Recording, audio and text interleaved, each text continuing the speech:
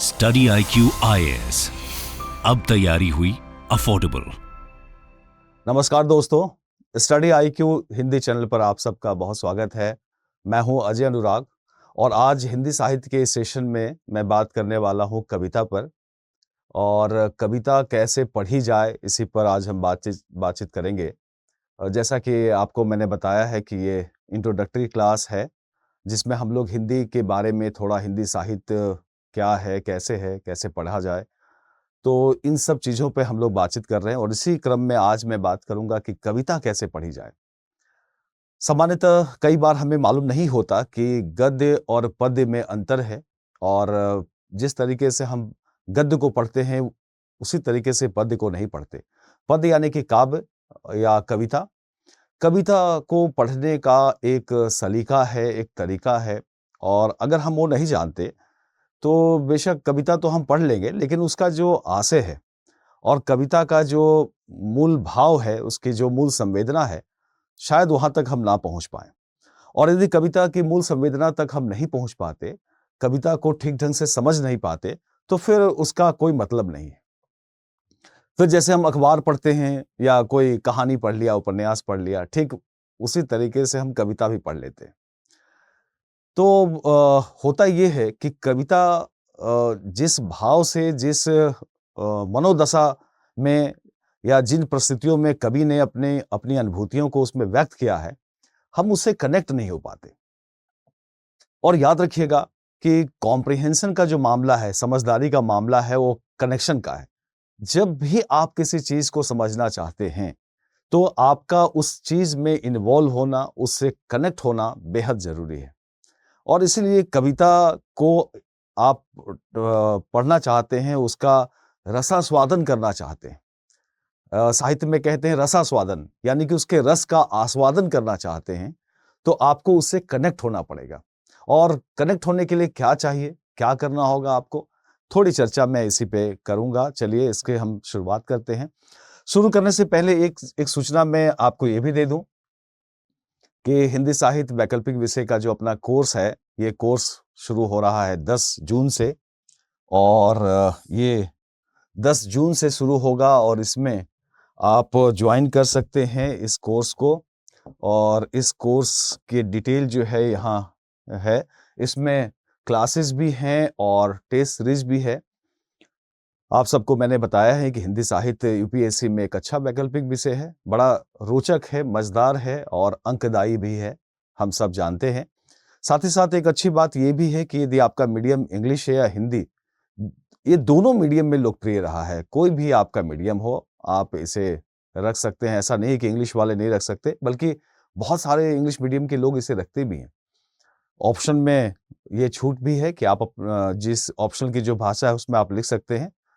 तो एक फ़ायदा इसमें ये भी है कि अगर आप हिंदी साहित्य रखते हैं, तो आपका कॉम्पिटिशन हिंदी वालों से ही है, यानी कि सारे लोग इसमें हिंदी में ही लिखेंगे।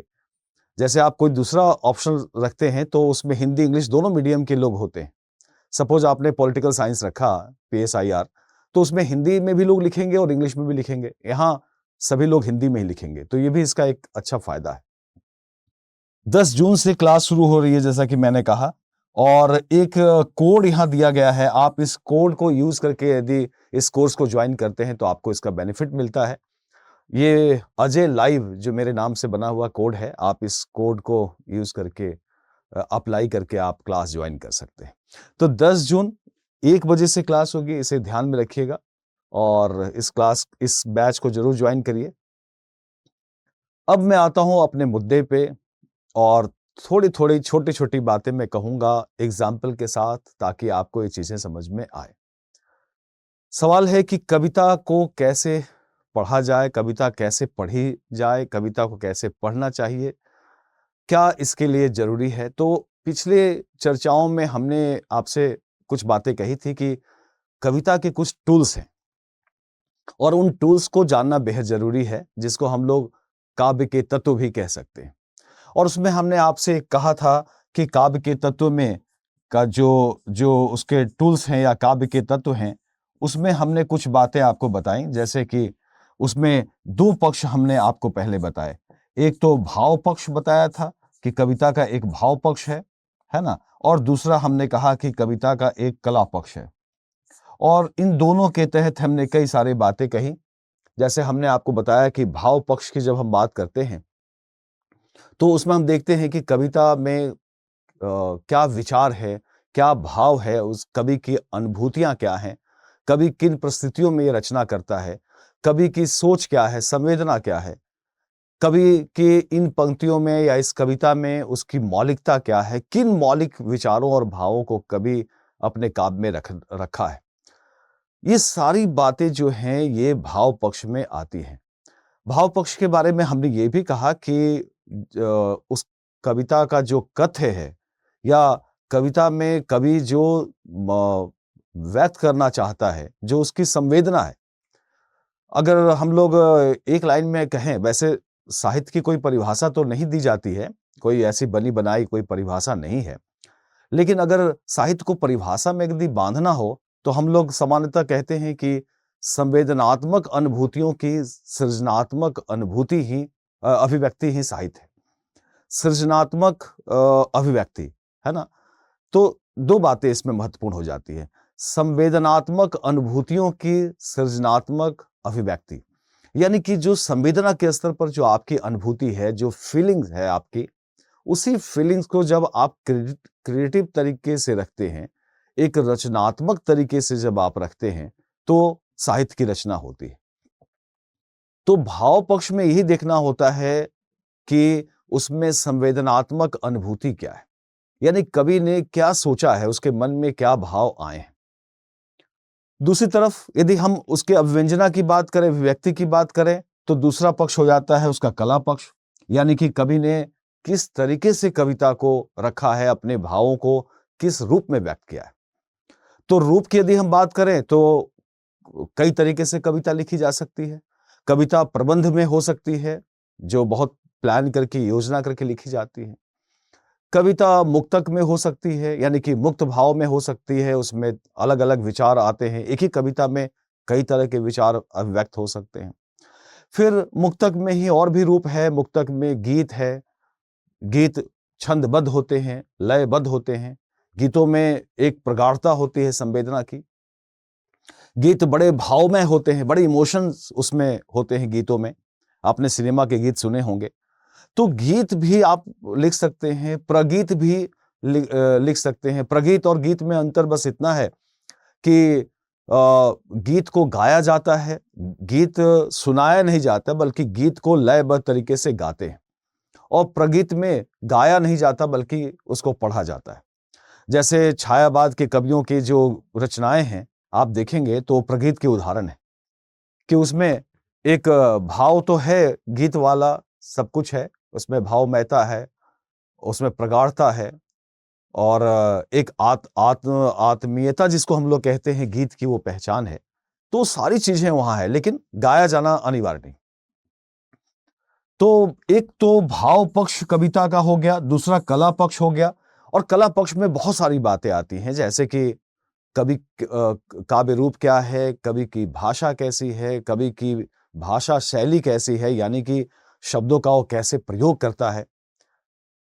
कई तरह के शब्द हैं, कुछ शब्द ऐसे हैं जो बेहद कोमल भाव वाले होते हैं, है ना?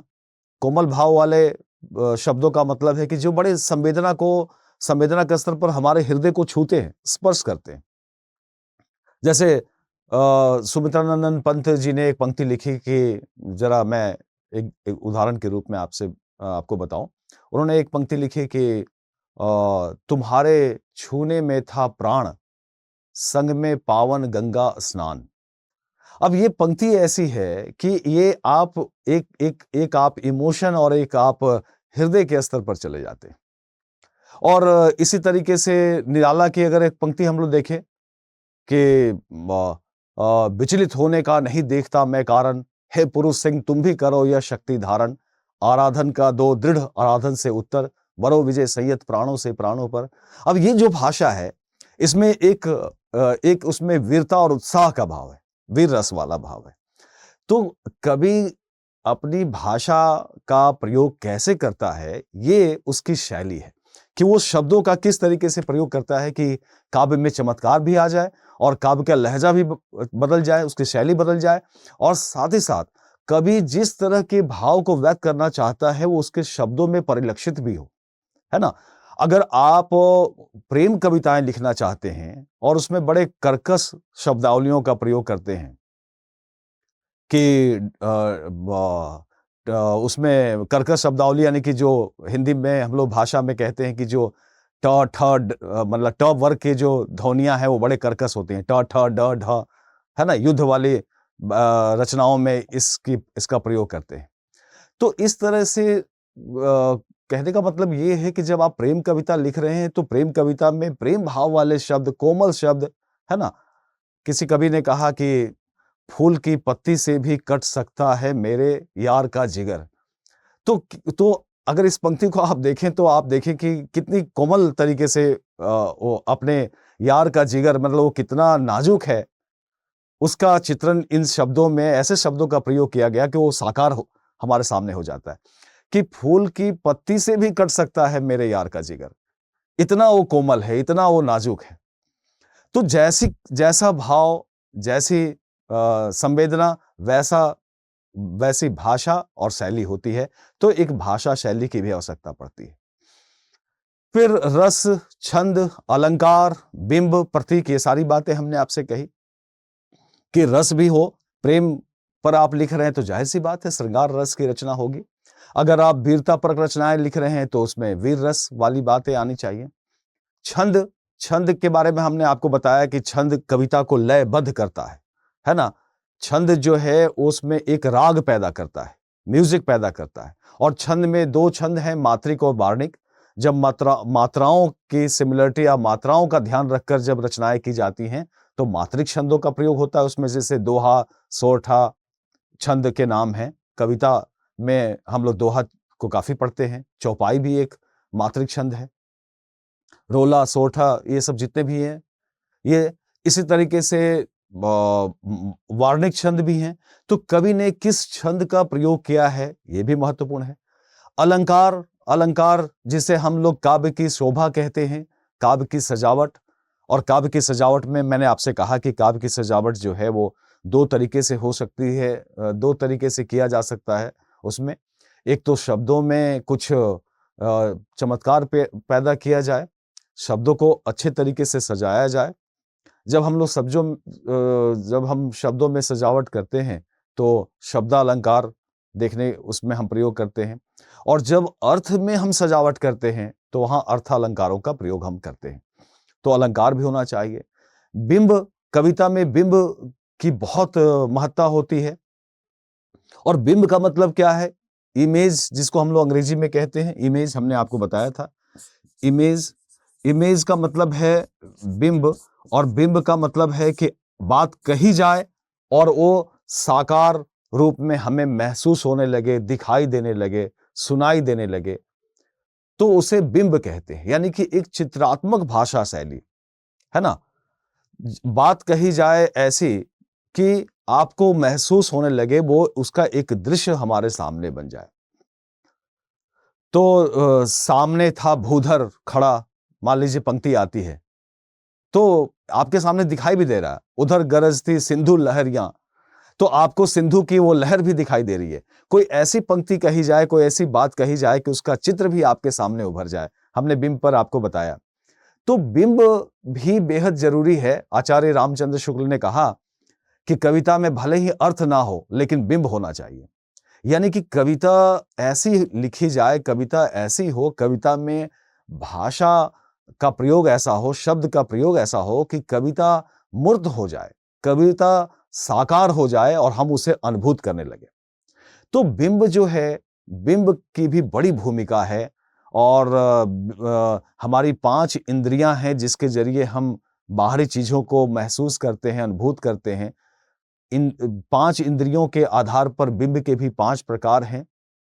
हमें जब कोई चीज सुनाई देने लगे, हमें कुछ चीज दिखाई देने लगे, हमें कुछ उसका स्मेल आए, घ्राण बिंब कहते हैं, और हमें किसी चीज का स्वाद आने लगे, हम किसी चीज को स्पर्श करने वाली अनुभूति करने लगे, ये 5 तरीके से हम किसी चीज को जब अनुभूत करने लगे तो ये बिंब है। और कविता में बिंब का होना बहुत जरूरी माना जाता है कि कविता हमें साकार तरीके से महसूस होने लगे। इसी तरीके से प्रतीक है। प्रतीक भी कविता का एक बहुत अनिवार्य तत्व है। प्रतीक का मतलब है कि एक चीज को कहने के लिए किसी दूसरे शब्द का प्रयोग किया जाए। जैसे हम सुंदरता को व्यक्त करना चाहते हैं तो सुंदरता को हम किस रूप में व्यक्त करते हैं? प्राय एक बड़ा एक परंपरागत एक प्रतीक है सौंदर्य का, हम लोग चांद का प्रयोग कर देते हैं। चांद सा मुखड़ा आपने सुना होगा और बड़ा पुराना ये प्रतीक है। अब तो चांद भी घिस गया है और सौंदर्य का ये प्रतीक भी बदला जाना चाहिए। अब ये प्रतीक बहुत पुराना हो गया है। तो अज्ञे जी ने कहीं लिखा भी है कि अधिक घिसने से बर्तन का मुलम्मा छूट जाता है। तो ये जो प्रतीक है ये पुराने हो गए हैं, मैले हो गए हैं, अब इसको बदला जाना चाहिए। तो ये प्रतीक बड़ा घिसा हुआ हो गया है कि सौंदर्य और सुंदरता की जब भी हम बात करते हैं तो चांद से तुलना करते हैं, है ना? उसका मुख एक चांद है, घूंघट है संसार, घूंघट में वो छुप गया, मुख पे आंचल डार। तो बहुत सारी पंक्तियां चांद पे लिखी गई हैं, चंद्रमा पे, चंद्रमुख पे, ऐसे बहुत सारी चंद्रमुख, मुख की तुलना चंद्र से की जाती है। तो प्रतीकों का होना और ऐसे तमाम शब्द हैं जो अब किसी न किसी अर्थ के लिए प्रतीक बन गए हैं। जैसे हम लोग गहराई की बात करते हैं तो झील का उदाहरण देते हैं, है ना? सुंदरता के लिए चांद की बात करते हैं, विराटता के लिए हम लोग समंदर की बात करते हैं। तो ऐसे बहुत सारे शब्द हैं जो अब प्रतीकों में ढल गए हैं, वो प्रतीक बन गए हैं अपने आप। कहने का मतलब ये कि भाव पक्ष और कला पक्ष के जितने तत्व हैं उनके बारे में थोड़ी बारीक जानकारी आपको होनी चाहिए। अगर आप उनको नहीं जानते तो फिर कविता से कनेक्ट नहीं हो पाएंगे। कवि के मनोभाव, मनोदशा, कवि किन परिस्थितियों में रचना करता है वहां तक आप नहीं पहुंच पाएंगे। तो इसीलिए आप भाव पक्ष और कला पक्ष के जितने तत्व हमने आपको बताए हैं उन सब के बारे में थोड़ी थोड़ी जानकारी होनी चाहिए। कहा जाता है कि कविता जो है कवि सम्मेलन में सुनाई जाती है और हमें बहुत अच्छा लगता है। कविता का एक अंदाज भी है, ठीक है ना? उसमें अगर अंदाज बहुत सहज तरीके से है तो कविता हमें तुरंत समझ में आ जाती है।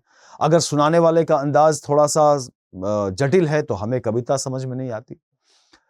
फिर एक बात मैं और बताऊं आपको कि साहित्य के क्षेत्र में ये भी एक चलन सा रहा है कि जो कविताएं मंच पे सुनाई जाती हैं उनको थोड़ा उतना तवज्जो, उतना महत्व नहीं मिलता और आगे चलकर ये माना गया कि कविता में छंदबद्धता हो ये जरूरी नहीं। छायावाद के दौर में अगर हम लोग देखें तो 1920-25 के आसपास जो कवि आए उन्होंने कविता को छंद के बंधन से मुक्त किया। निराला उसमें पहले ऐसे महत्वपूर्ण कवि हैं जिन्होंने कहा कि कविता को छंद से अब बाहर निकलना चाहिए। ये छंद अब एक एक एक एक एक ढंग से बंधन बन गए हैं कविता के लिए।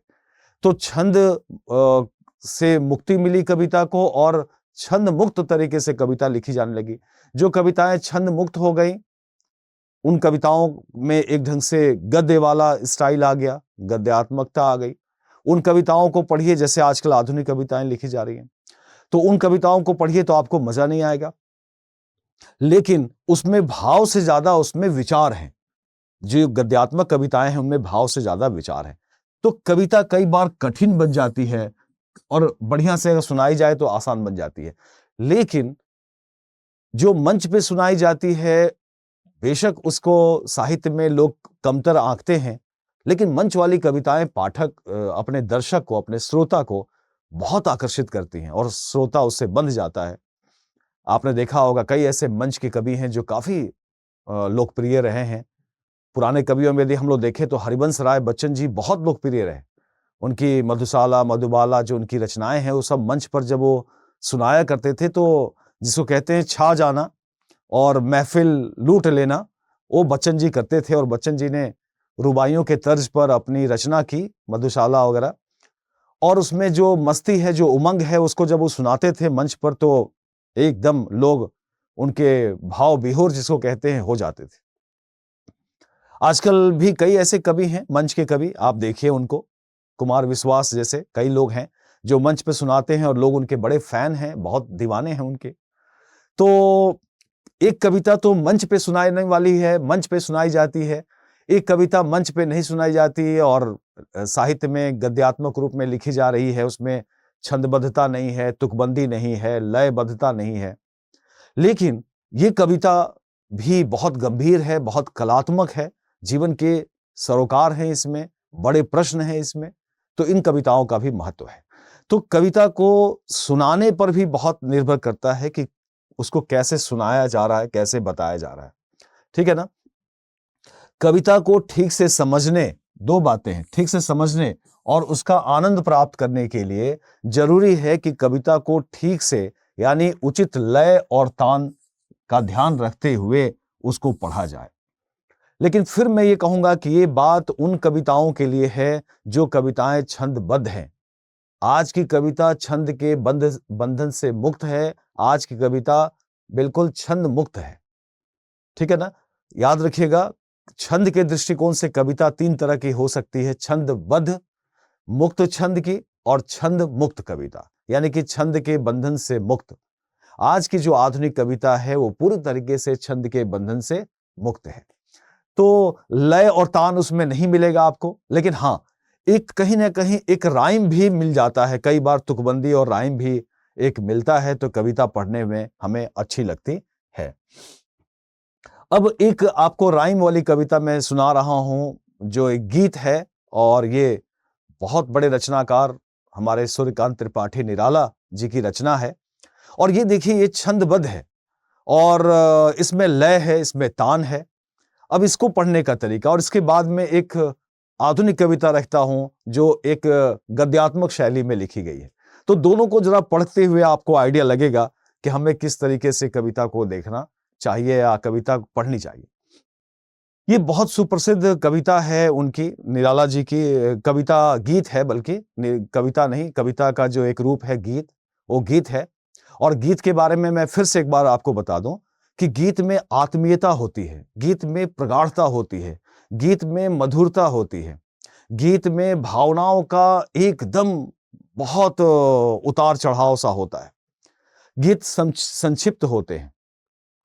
तो ये कुछ गीत की पहचान है और गीत चूंकि लयबद्ध छंदबद्ध होता है तो गीत जो है वो सुनाने में एक राइम बनता है और सुनाने में बहुत अच्छा लगता है।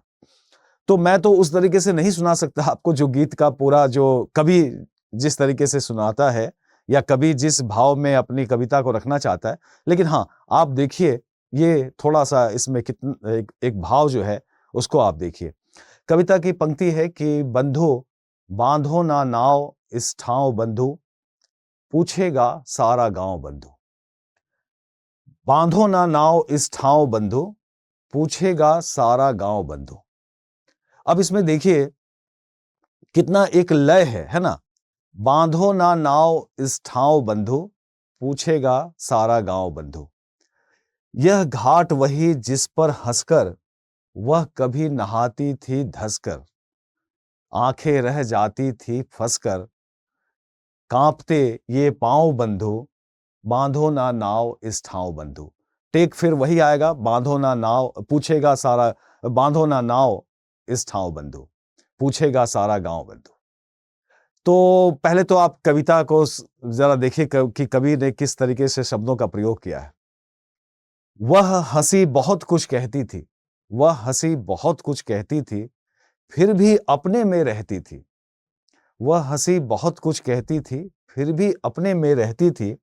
सबकी सुनती थी, सहती थी, देती थी सबके दांव बंधु, बांधो ना नाव इस ठाव बंधु, पूछेगा सारा गांव बंधु। अब ये कविता में कवि जो है अपनी उस प्रेम संबंधों को व्यक्त कर रहा है जिसमें उसका एक अपनी जो उसके प्रेम पात्र है उसके भावों को, उसके उन दृश्यों को भी व्यक्त कर रहा है। ये कविता दृश्यात्मक यानी कि कविता बिंब प्रधान भी है, क्योंकि कविता पढ़ते हुए हम उस दृश्य को भी देख रहे हैं कि जो नदी का किनारा है, नाव जिस तरीके से बांधे जाते हैं किनारे पे, और फिर जब ये बात कही जा रही है कि यह घाट वही है जिस पर हंसकर वह कभी नहाती थी धंसकर, तो एक वो दृश्य भी हमें एक कल्पना हम कर सकते हैं क्योंकि हमने देखा है लोगों को इस ढंग से नदी में नहाते हुए। मतलब लोग जब नदियों में इस तरह से किनारे उतर कर नहाते हैं, तो कवि का इतना कोमल भाव है। वो कहता है अपने लोक लाज, सामाजिक लाज को यहाँ व्यक्त कर रहा है कि प्रेम के संबंध जब बनते हैं तो समाज उंगलियां उठाता है, समाज उस पर ताने कसता है, और प्रेम को लेकर हमारे समाज की जो मानसिकता है, तो उसी सामाजिक जो एक आप कह सकते हैं कि जो समाज का जो एक आक्षेप या नजरिया है, उससे बचते हुए कवि कहता है कि बांधो ना नाव इस ठाव बंधु, पूछेगा सारा गांव बंधु। यानी कि प्रेम की गांठ मत बांधो, सारे लोग पूछेंगे। और दूसरी पंक्ति में कहा जा रहा है कि यह घाट वही है जिस पर हंसकर वह कभी नहाती थी धंसकर, आंखें रह जाती थी फंसकर, कांपते थे दोनों पांव बंधु। प्रेम की जो अनुभूतियां होती हैं, जिसमें एक दूसरे को देखकर जिस तरह के भाव आते हैं, वो इसमें व्यक्त है। इसके आशय आप समझ सकते हैं। वह हंसी बहुत कुछ कहती थी। अब ये पंक्तियां बड़ा मजेदार है कि वह हंसी बहुत कुछ कहती थी, यानी कि उसके हंसने का, उसके मुस्कुराने का जो संकेत था वो बहुत कुछ था। उसका एक बड़ा व्यापक सा अर्थ है। वो एक उसमें बहुत सारी गहराई छिपी थी, उसमें बहुत सारी गहरी बातें छिपी थी। वो हंसी कोई सामान्य हंसी नहीं थी, बल्कि उसके हंसने में पूरा वो नेह था, प्रेम था, एक गांठ थी प्रेम की, संबंधों का, रिश्तों का एक बड़ा उसके अंदर एक बड़ा व्यापकता थी। ये कवि का इशारा है। फिर भी अपने में रहती थी, वह हंसी बहुत कुछ कहती थी, फिर भी अपने में रहती थी, सबकी सुनती थी, सहती थी, देती थी सबके दांव, बंधु बांधो ना नाव इस ठाव बंधु। कितना कितना उसने सहा, कितना इस प्रेम के कारण। आप जानते हैं कि प्रेम पर लांछन लगाए जाते हैं, तो कवि का इशारा उस तरफ भी है कि कवि ने उसकी कवि जो अपनी प्रेमिका पर लिख रहा है, उसके बारे में भी ये भी संकेत कर रहा है कि उसे कितना कुछ सहना पड़ा, कितने ताने सुनने पड़े, और सबको अपने में जज्ब कर लिया, सबको अपने के अंदर दबा लिया, और उसके बाद वो उसके उस संबंधों का निर्वाह उसने किया। तो खैर, कविता के आशय पर हम लोग आगे बात करेंगे। मेरा संकेत इतना भर है कि ये कविता छंदबद्ध है, और ये कविता एक लय और तान के साथ पढ़ी जाती है जब, तो कविता का वो भाव निकलकर हमारे सामने आता है।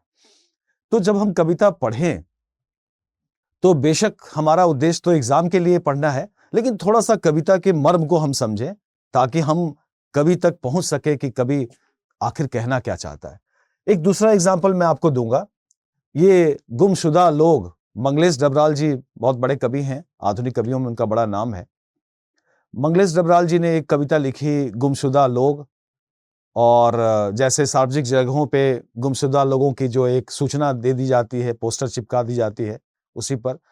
और उनकी कविता की जरा देखिए किस तरीके से गद्यात्मक शैली में लिखी है। ये कविता जहां जहां से इसमें ये लगा हुआ है, उसमें ये कविता बदलती है, वहां से हमने बदलने के लिए लंबी हो जाती है, इसीलिए हमने मार्क लगा दिए हैं। अब इस कविता को जरा देखिए कि ये कविता कितनी गद्य रूप में लिखी गई है। आधुनिक कविताओं में जब छंद नहीं रहा, छंद का आग्रह नहीं रहा, तो कविताएं फिर एकदम गद्यात्मक स्वरूप में आ गईं। जैसे देखिए क्या लिखते हैं कवि मंगलेश डबराल। तब भी वे किसी की पहचान में नहीं आते, पोस्टरों में छपी धुंधली तस्वीरों से उनका हुलिया नहीं मिलता। उनकी शुरुआती उदासी पर अब तकलीफें झेलने की ताब है, माने प्रभाव है।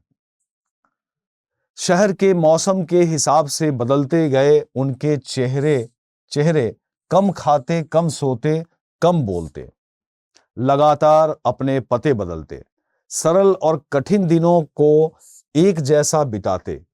अब वे एक जरूरी ही दुनिया में हैं, कुछ कुतूहल के साथ अपनी गुमशुदगी के पोस्टर देखते हुए, जिन्हें उनके परेशान माता पिता जब तब छपवाते रहते हैं, जिनमें अब भी 10 या 12 लिखी होती है उनकी उम्र। देखिए, भाव के दृष्टिकोण से देखा जाए तो ये कविता भी उतनी ही प्रभावशाली है, लेकिन इसकी जो शैली है वो गद्यात्मक है। और गद्य रूप में एक बड़ी एक विचार दृष्टि को आप देख सकते हैं या विचार को देख सकते हैं। एक बड़ा उसका एक पक्ष है इसमें, विचार के स्तर पर कवि ने एक गुमशुदा लोगों की त्रासदी को व्यक्त किया है कि जो गुमशुदा लोग हैं वो किस तरीके से उनका कोई अता पता नहीं होता और जीवन उनकी तलाश में मानो ठहर जाता है, ठहरा हुआ रहता है कि कब वो गुमशुदा लोग मिलेंगे। और जहां तहां सार्वजनिक जगहों पे आप उनके पोस्टर देखेंगे, गुमशुदा लोग बरसों से वो चिपके हुए हैं या बीच बीच में चिपकाए जाते हैं। और एक गुमशुदा लोगों की जो तलाशगी वाली जो एक प्रतीक्षा है वो उन लोगों की हमेशा बनी रहती है जिनके लोग गुम हो गए। और उसमें उन्होंने बिल्कुल गद्य की तरह लिखा है, तब भी वे किसी की पहचान में नहीं आते पोस्टरों में छपी धुंधली तस्वीरों से। क्योंकि धुंधली तस्वीर पोस्टर में छपती है, उसे कोई पहचान में आता नहीं, लेकिन हम लोग तसल्ली के लिए देखते हैं या छपवा देते हैं कि ये गुमशुदा व्यक्ति है। लेकिन वो सारे गुमशुदा अगर पोस्टरों को आप देखें तो कमोबेश वो सब एक जैसे ही लगते हैं। वो सारी तस्वीरें आपको एक ही नजर आती हैं जिसमें कोई व्यक्ति गुमशुदा है और उसका फोटो छपा है। तो उनका हुलिया नहीं मिलता, उनकी शुरुआती उदासी पर अब तकलीफें झेलने की ताब है, तकलीफें झेलने का असर है, ताब है, उसके एक प्रभाव है। शहर के मौसम के हिसाब से बदलते गए हैं उनके चेहरे, शहर के मौसम के हिसाब से बदलते गए हैं उनके चेहरे। कम खाते, कम सोते, कम बोलते, लगातार अपने पते बदलते, सरल और कठिन दिनों को एक जैसा बिताते, अब वे एक दूसरी ही दुनिया में हैं। एक ढंग से जो कवि का जो एक संकेत है वो ये है कि शहरों में, ये भी संकेत है कि शहरों में रहने वाले लोग भी उसी गुमशुदा लोगों की तरह हैं जो पता नहीं कैसे शहर में कब आए और कब खो गए और उनका कोई पता नहीं मिलता। तो गुमशुदा लोग न केवल वो गुमशुदा जो हुए हैं वो हैं, बल्कि शहरों में और महानगरों में रहने वाले हम सब लोग भी गुमशुदा लोग हैं जो पता नहीं कब अपने मूल पते से गुम हो गए, खो गए। हमारे चेहरे बदल गए, मौसम के हिसाब से हमारा जीवन बदलता गया और हम सब अब तक गुमशुदा बने हुए हैं। तो गद्य के रूप में कवि ने बड़ी बात कही है इस रचना में और ये भी बेहद महत्वपूर्ण है। इन सब चीजों से 2-3 बातें निकलती हैं, जरा उस तरफ मैं आपका ध्यान आकृष्ट करूं कि आप समझिए कि कविता को कैसे पढ़ें। तो उसके लिए एक बात तो ये ध्यान रखिए कि कविता पढ़ने का उद्देश्य क्या होना चाहिए। सिर्फ शब्द के अर्थ को जान लेना नहीं होनी चाहिए, उसकी सामान्य व्याख्या समझ लेना कि उसका मायने क्या है, ये भी कविता पढ़ना नहीं हुआ। व्याकरण संबंधी उसके चीजों को हम जान ले कि क्या इसमें किस तरीके से रचना है, उसके व्याकरणिक दृष्टिकोण से क्या है, क्यों है, ये कविता नहीं है, ये कविता पढ़ना नहीं है। कविता पढ़ने की सार्थकता किस बात में है? कविता पढ़ने की सार्थकता और उसका मायने इस बात में है कि आप कवि ने जो व्यक्त किया है भाव, उन भावनाओं और भाव तक पहुंचकर आप उसके द्वारा कही गई बात को ग्रहण करें, उसकी कही गई बात को आप आत्मसात करें, समझें उसे आप। ये है कविता पढ़ने का उद्देश्य। आप उसकी परिस्थितियों में, उसकी मनोदशा में, रचनाकार के जीवन परिस्थितियों में आप उससे गुजरें आप, है ना? जैसे मैं आपको एक एग्जांपल दूं, एक हमारे सिलेबस में एक रचना है असाध्य वीणा। असाध्य वीणा अज्ञे जी की रचना है जिसमें एक वीणा है जो असाध्य है, प्राचीन एक वृक्ष से बनाया गया है और बहुत सारे साधक आते हैं उस वीणा को बजाने के लिए, लेकिन वो वीणा नहीं बजती। जो वीणा जिसने बनाया उसकी मृत्यु हो चुकी है और वीणा बजने से पहले ही उसके सृजक की मृत्यु हो चुकी है और उसके बाद उसको बजाने के लिए, उसको साधने के लिए बहुत सारे कलावंतों को बुलाया जाता है, कलाकारों को बुलाया जाता है, लेकिन किसी को सफलता नहीं मिलती। बाद में अंत में एक युवा कलाकार आता है और वो उस वीणा को लेकर साधने की कोशिश करता है और फिर वो वीणा बजाने में सफल हो जाता है।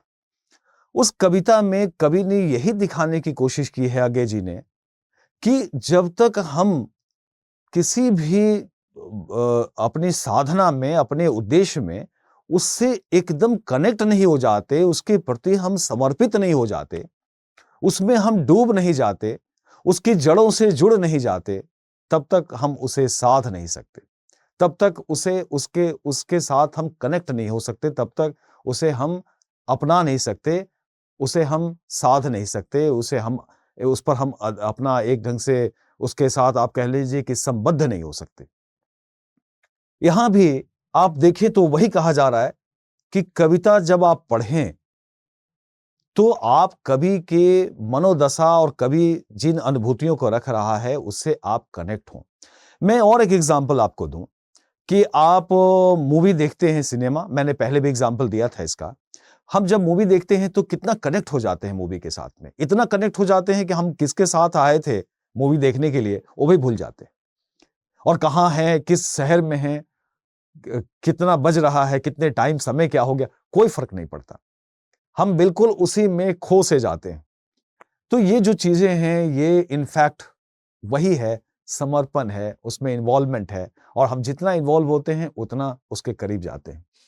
जैसे एक कविता और हमने आपके एग्जाम्पल के लिए एक दिया है, ये नागार्जुन की कविता है और केवल 8 पंक्तियों की कविता है। बहुत मजेदार इस कविता की विशेषता है, आप समझेंगे तो हैरान होंगे। मात्र 8 पंक्तियों में नागार्जुन ने अकाल जैसी त्रासदी पर यह कविता लिखी है और बेहद चर्चित कविता है ये। और इसकी जो शुरुआती 4 बंद हैं, 4 पंक्तियां हैं, वो अकाल की स्थिति का वर्णन करती हैं, और बाद की जो 4 पंक्तियां हैं, ये 4 पंक्तियां, ये अकाल समाप्त होने के बाद जो एक परिवर्तन आता है उसको ये 4 पंक्तियां व्यक्त करती हैं। और आपको जान के हैरानी होगी, अभी आपके सामने ये कविता है, आप इसे जरा देखिए कि इन 8 पंक्तियों में कवि ने एक त्रासदी और फिर त्रासदी के बाद जीवन में जो परिवर्तन आता है उसे, और फिर त्रासदी के समाप्त होने के बाद जीवन में जो उत्साह उमंग आता है उसे, इन 2 दृश्यों को इतने कॉन्ट्रास्ट में रखा है कि आप कविता पढ़ेंगे तो आपको बहुत आनंद की अनुभूति होगी और लगेगा कि कवि इसे कहते हैं या कविता इसे कहते हैं और काव्य रचना का मायने ये होता है। देखिए जरा, आपको कविता पसंद आएगी, और ये कविता अपने पाठ्यक्रम में भी है, सिलेबस में भी है। पहली 4 पंक्तियों में लिखते हैं नागार्जुन, कई दिनों तक चूल्हा रोया, चक्की रही उदास। और एक सबसे बड़ी बात मैं पहले ही आपको बता दूं कि कविता में यहां जो निर्जीव वस्तुएं हैं उनको भी कवि ने सजीव कर दिया है, उनका मानवीयकरण कर दिया है। एक मानवीयकरण अलंकार है जिसमें निर्जीव वस्तुओं को मनुष्य के रूप में उसके भावों को व्यक्त किया जाता है। जिस तरीके से मनुष्य के भाव बदलते हैं या मनुष्य के भाव होते हैं, वैसे निर्जीव वस्तुएं अपना बयान देने लगती हैं, निर्जीव वस्तुएं बोल पड़ती हैं। नागार्जुन ने यहाँ मानवीकरण अलंकार का सुंदर प्रयोग किया है और कविता को एक ढंग से मानवीय अनुभूति में ढाल दिया है कि कई दिनों तक चूल्हा रोया, चक्की रही उदास। अकाल आने से चूल्हा रो रहा है, और चक्की जिस पे वो गेहूं और अनाज पीसे जाते हैं वो चक्की भी उदास है। कई दिनों तक कानी कुतिया सोई उनके पास। कई दिनों तक कानी कुतिया, अगर गांवों का परिदृश्य आपको याद हो तो याद होगा कि जहां रसोई बनता है, प्रायः गांव में घर के बाहर रसोई बनता है, और वहां जब रसोई बनता है तो वहां जो पालतू कुत्ते या और भी ऐसे कुत्ते बैठे रहते हैं। कवि का ऑब्जर्वेशन देखिए, नागार्जुन जन कवि के रूप में जाने जाते हैं, जनता के कवि, सामान्य जन के बीच में रहे, बहुत गरीबी और विषमता पूर्ण उनका जीवन रहा। हिंदी के बहुत चर्चित कवि, बल्कि मैंने उनको देखा है दिल्ली में, जब उनके ऊपर बड़े-बड़े सेमिनार होते थे, दिल्ली के बड़े सेमिनार उन पर आयोजित होते थे बड़े ऑडिटोरियम में, तब वो दिल्ली, पूर्वी दिल्ली में जमुना पार के सीलमपुर इलाके और वहां जहां रहते थे, वो वहां एकदम अति सामान्य जो स्लम एरिया कहा जाता है दिल्ली का, वहां वो रहते थे अपने बेटे के साथ। तो एकदम सामान्य जन कवि के रूप में नागार्जुन रहे, उनकी कविता उनको बड़ा बनाती है, उनका जीवन अति सामान्य था। तो उनका ऑब्जर्वेशन उसी परिप्रेक्ष्य में देखिए, उनका ऑब्जर्वेशन कैसा है, कैसे वो उस रसोई और वहां के माहौल, गांव के उस माहौल को देख रहे हैं कि कई दिनों तक चूल्हा रोया, चक्की रही उदास, कई दिनों तक कानी कुतिया सोई उनके पास, कई दिनों तक लगी भीत पर छिपकलियों की गश्त। भीत यानी कि जो दीवारें हैं, उन दीवारों पर छिपकलियां, आपने देखा होगा गांव में या शहरों में भी छिपकली दीवार पे चलती है, लेकिन गांव में चूंकि अनाज, खाने पीने की चीजें, बत्ती जलती है, तो वहां कीड़े पतंग भी आते हैं, तो उनकी वजह से छिपकली भी घूमती रहती है। तो कवि कह रहा है कि कई दिनों तक लगी भीत पर छिपकलियों की गश्त, छिपकलियां इधर से उधर घूम रही है, खाने को कुछ भी नहीं है, अकाल है, खाना नहीं बन रहा है, खाना नहीं बन रहा है, चूल्हा नहीं जल रहा है, तो चूल्हा नहीं जलने की वजह से पतंगे और कीट पतंगे नहीं आ रही हैं, तो उनके लिए भी कुछ नहीं है, छिपकलियों के लिए भी कुछ नहीं है। कई दिनों तक चूहों की भी हालत रही शिकस्त। जो चूहे हैं, जो अनाज खाते हैं और घर में कुछ बनता है, कुछ अनाज इधर से उधर होते हैं, तो चूहों के लिए भी भोजन मिलता है, चूहे भी सक्रिय रहते हैं। लेकिन जब अनाज ही नहीं है, कुछ भी नहीं है, तो फिर चूहे भी एकदम क्या हो गए हैं, उनकी भी हालत कैसी हो गई है, शिकस्त हो गई है, उनकी हालत भी खराब है। तो पहले 4 पंक्तियों में अकाल जैसी त्रासदी के वातावरण में क्या होता है, किस तरह का दृश्य होता है, कितनी एक अमानवीय और त्रासदी, अनाज ना होना। और ये भी याद रखिएगा कि गांव में बहुत रेयर सिचुएशन में ही चूल्हे नहीं जलते, जब किसी की कोई मौत हो जाए, कोई हादसा हो जाए, वरना माना जाता है कि चूल्हे का बूझना अच्छा नहीं है। चूल्हे को हर हाल में जलाया जाता है गांव में। अति विषम परिस्थितियों में चूल्हा बुझाया जाता है, और ये दृश्य वैसा ही है। यहाँ अकाल का दृश्य है, और अकाल में ऐसी एक मानवीय त्रासदी आई है कि अनाज नहीं है, और चूल्हा जो है वो बंद पड़ा है। कई दिनों तक चूल्हा रोया, चक्की रही उदास। सब बंद है, सारा कुछ बंद है, जीवन ठप है, जीवन ठहरा हुआ है। तो एक 4 पंक्ति में कवि ने एक बेजोड़ दृश्य और एक वातावरण निर्मित किया है, जिससे हम उस अकाल की त्रासदी और उससे जीवन में होने वाले परिवर्तनों को महसूस कर सकते हैं, अनुभूत कर सकते हैं। इसके बाद की जो 4 पंक्तियां हैं, जरा अब उस पर नजर आप डालिए, तो आप कविता के दूसरे भाव को भी देखेंगे और कविता कैसे अपना प्रभाव डालती है वो भी आप देखेंगे। अब अकाल समाप्त हो चुका है और कवि क्या कहता है, दाने आए घर के अंदर कई दिनों के बाद। यहां कई दिन पहले हैं, कई दिनों तक, यहां शुरू में है कई दिनों तक, कवि का प्रयोग भी देखिए, और अब कई दिनों के बाद, अब ये पीछे चला गया है, ठीक है ना। दाने आए घर के अंदर कई दिनों के बाद, अकाल खत्म हो गया है, घर के अंदर अनाज आ गया है। धुआं उठा आंगन से ऊपर कई दिनों के बाद, अब चूल्हा जला है, चूल्हा जलाया गया है, खाना बनना शुरू हुआ है, और अब घर के उससे रसोई घर से धुआं निकल रहे हैं, यानी कि अब सब धीरे धीरे सामान्य हो रहा है, जीवन लौट रहा है, जीवन फिर से अपने उसी रूटीन में लौट रहा है, जीवन में सारी चीजें अब पटरी पे आ रही हैं। तो धुआं उठा आंगन से ऊपर कई दिनों के बाद, चमक उठी घर भर की आंखें कई दिनों के बाद, और कौवे ने खुजलाई पांखें कई दिनों के बाद। सारी परिस्थितियों में, सारे वातावरण में अब एक हलचल है, सब कुछ अब बदल रहा है, एक सकारात्मकता आ रही है, जीवन लौट रहा है, जीवन के प्रति जो आकर्षण है, जीवन जीने की जो जीवटता और लालसा है, वो सब अब धीरे धीरे लौट रहे हैं। कौवे ने खुजलाई पांखें कई दिनों के बाद, यानी कि अब हलचल है। एक प्रतीकात्मक रूप से कवि ये कहना चाह रहा है कि जीव जंतु, पशु पक्षी जो हमारे जीवन के साथ जुड़े हुए, हमारे जो वातावरण में रहते हैं, मनुष्य के वातावरण में जितनी सारी चीजें हैं, निर्जीव सजीव, सब में परिवर्तन हो रहा है, सब कुछ अब बदल रहा है। ये कविता है, ये कविता की शक्ति है, जो 8 पंक्तियों में अकाल और अकाल से उपजी त्रासदी और तमाम चीजों को कितनी प्रभावशालिता के साथ वो व्यक्त करता है, ये आप इसमें देख सकते हैं।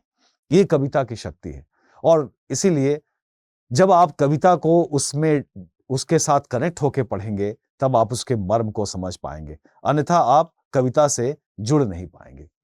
तो ये चीजें होनी चाहिए। कविता किन परिस्थितियों में अथवा किस वातावरण में, किस परिस्थिति और किस वातावरण में कविता लिखी गई है, ये भी आपको जानना चाहिए कि किस दौर में, किस परिस्थिति में। इसलिए कविता पढ़ते समय उसके रचना काल को भी देखना चाहिए और रचनात्मक परिवेश की भी जानकारी प्राप्त करनी चाहिए। हर कविता एक रचनात्मक, उसका एक परिवेश होता है। हम लोग जब साहित्य पे बात करते हैं, गद्य साहित्य में, तो हम लोग कहानी कविता पर जब बात करते हैं तो क्या उसके तत्व हैं, उसमें एक हम ये भी देखते हैं कि उसका देश काल परिवेश कैसा है, यानी किस देश की वो कथा है, काल कौन सा है, समय कौन सा है और परिवेश कैसा है। आप देखें, हम लोग राम की शक्ति पूजा निराला जी की कविता है, वो किस परिवेश में लिखी गई है? 1936 की कविता है।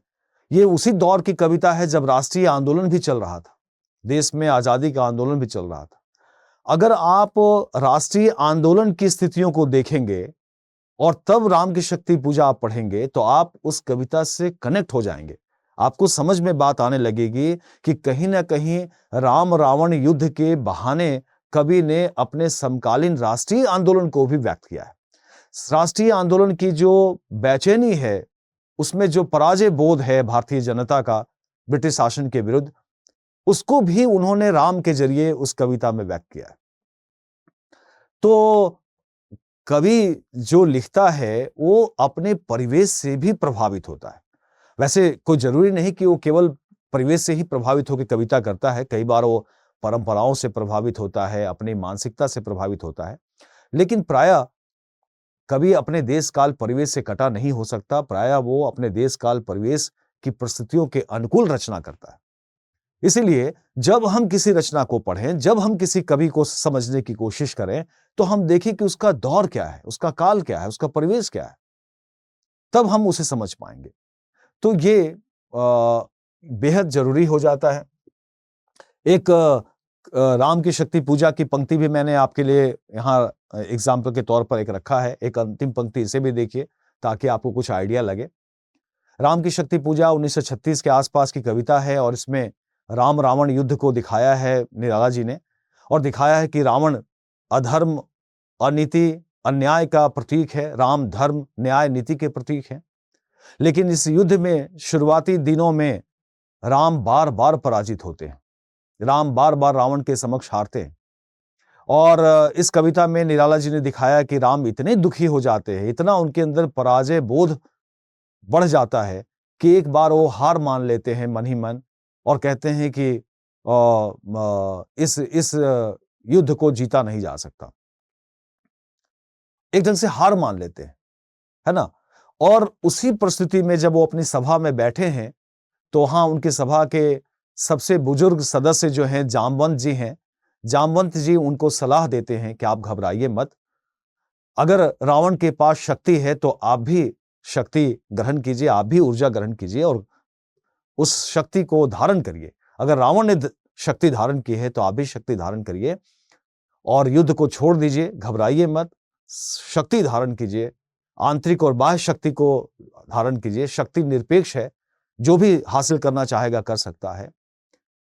और निराला इस कविता में जब हम लोग पढ़ेंगे तो डिटेल बात करेंगे, इसमें एक विराट चेतना है। निराला जी इसमें दिखाना चाहते हैं कि जब हम एक बड़ी शक्ति के साथ लड़ रहे होते हैं तो हमें उससे भी बड़ी शक्ति हासिल करने की आवश्यकता पड़ती है, एक बात। और दूसरी बात कि हम अपनी लड़ाई, हर युग में लड़ाई का स्वरूप बदलता है और हर युग में लड़ाई के उपकरण भी बदलते हैं, लड़ाई के साधन भी बदलते हैं, युद्ध के साधन भी बदलते हैं, युद्ध का उद्देश्य भी बदलता है।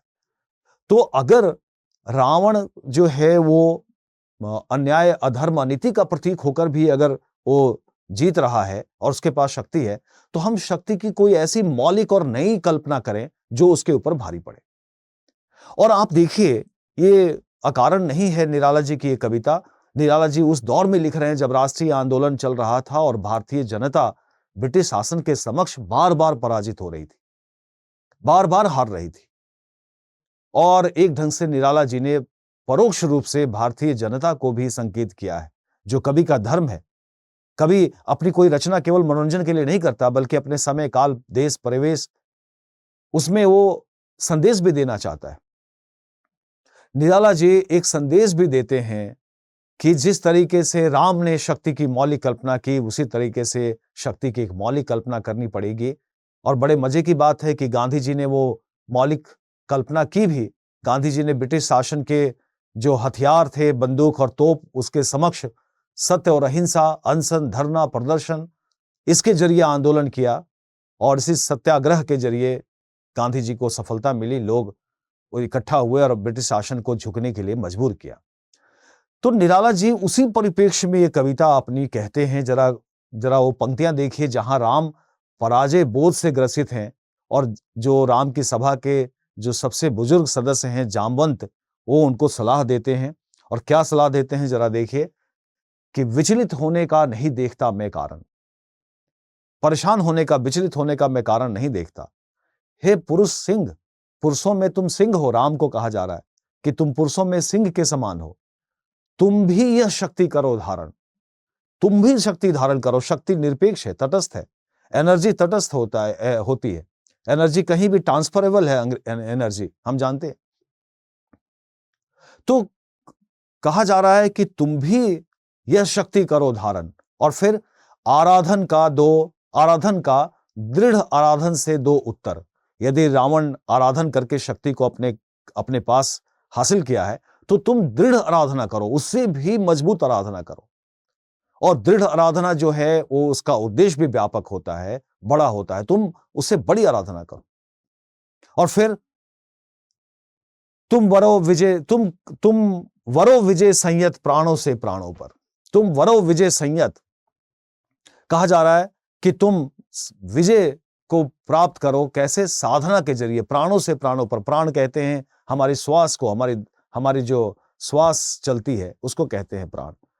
प्राणों से प्राणों पर तुम वरो विजय संयत, अपने संयत बनाओ, अपना बैलेंस बनाओ, अपना संतुलन बनाओ अपने जीवन पर, अपने प्राणों पर। क्योंकि आपको मालूम है योग का यहां संकेत है। योगा जिसे हम कहते हैं, योग में एक साधना प्राणायाम की भी होती है। प्राणायाम में सारी साधना हम अपनी सांसों पर करते हैं, नियंत्रण की। और जब हम अपनी सांसों पर नियंत्रण करते हैं तो हमारे अंदर एक ऊर्जा, एक हमारे अंदर शक्ति आती है। आपने देखा होगा योग में जो लोग प्राणायाम करते हैं वो कितनी बड़े बड़े चमत्कार कर जाते हैं। तो कवि कह रहा है कि तुम वरो विजय संयत प्राणों से प्राणों पर, रावण अशुद्ध होकर भी यदि कर सका त्रस्त, यदि अशुद्ध होकर अधर्म में डूबकर भी वो त्रस्त कर सका, तो निश्चय तुम हो सिद्ध करो उसे ध्वस्त। जब तुम सिद्ध हो जाओगे तो उसे ध्वस्त कर दोगे। बिल्कुल सोचने की बात नहीं है, तुम ध्वस्त कर सकते हो। और शक्ति की करो मौलिक कल्पना, बहुत महत्वपूर्ण पंक्तियां हैं। शक्ति की करो मौलिक कल्पना, करो पूजन, छोड़ दो समर, जब तक ना सिद्धि हो रघुनंदन। यानी कि कवि ने कहा, कवि निराला लिखते हैं कि शक्ति की करो मौलिक कल्पना, शक्ति के जरिए ही हम जीत सकते हैं। और अगर पुरानी शक्तियां काम नहीं आ रही तो शक्ति की मौलिक कल्पना करो, नई शक्ति धारण करो। करो पूजन, उसकी पूजा करो, शक्ति की पूजा करो। छोड़ दो समर, युद्ध को छोड़ दो, जब तक ना सिद्धि हो रघुनंदन। जब तक सिद्धि की प्राप्ति ना हो जाए, सक्षम ना हो जाए, तब तक युद्ध को छोड़ दो। इतनी सशक्त पंक्तियां हैं, इतनी मजबूत पंक्तियां हैं कि इसको पढ़ने के बाद कोई भी व्यक्ति इन पंक्तियों की ऊर्जा से, इसकी प्रेरणा से वो मजबूत बन सकता है, शक्तिशाली बन सकता है। कि हमें विचलित होने का कभी भी जरूरत नहीं है, बल्कि हम उन कारणों की तलाश करें जिन कारणों से हम पराजित हो रहे हैं, और कैसे हम उसमें नया कर सकते हैं, कैसे हम बदलाव कर सकते हैं। बहरहाल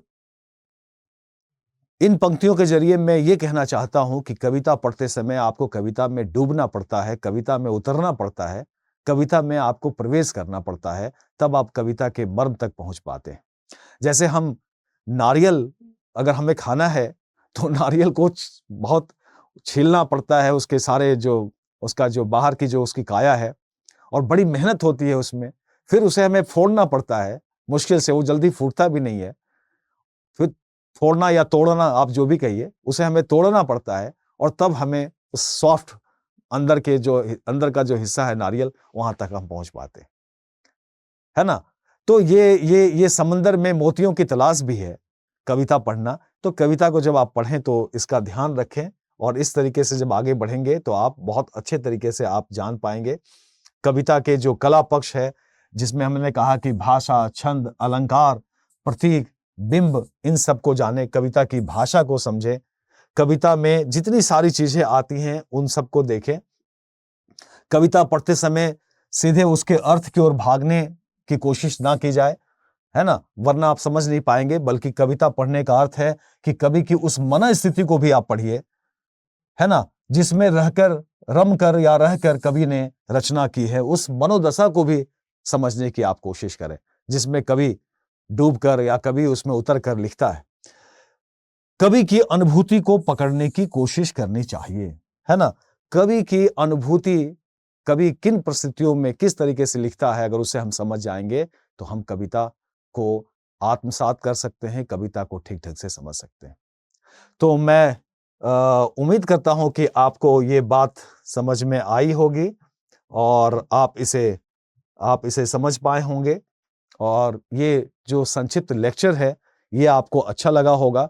और मैं उम्मीद करता हूं कि आप जब अब अगली बार किसी कविता को पढ़ेंगे तो थोड़ा धैर्यपूर्वक उसके पूरे जो उसकी पृष्ठभूमि है या किसने कविता लिखी है, कवि कौन है, उसका दृश्य क्या है, उसका समय क्या है, परिवेश क्या है, कविता के जो शिल्प पक्ष हैं उनको भी, भाषा शैली, उसमें रस, छंद, अलंकार, बिंब, प्रतीक, ये कल्पनाएं, जितनी भी चीजें हैं उन सबको आप अपने बैक ऑफ द माइंड ध्यान में रखते हुए, अपने मन मस्तिष्क में रखते हुए आप जब कविता पढ़ेंगे तो कविता का सच्चा रस आस्वादन कर पाएंगे। सच्चा उसके उसके उसके रसों, उसके जो रस को आत्मा कहा गया है तो उसके आत्मा तक आप पहुंच पाएंगे।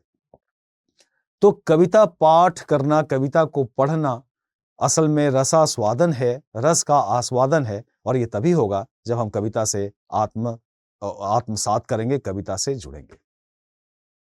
तो आज इतना ही। अगली क्लास में फिर हम लोग ऐसे ही साहित्य के किसी दूसरे पक्ष और पहलू पर बातचीत करेंगे। आप सबका बहुत बहुत धन्यवाद, आपने मुझे सुना। मिलते हैं अगली क्लास में। धन्यवाद, thank you. Study IQ IAS, अब तैयारी हुई अफोर्डेबल।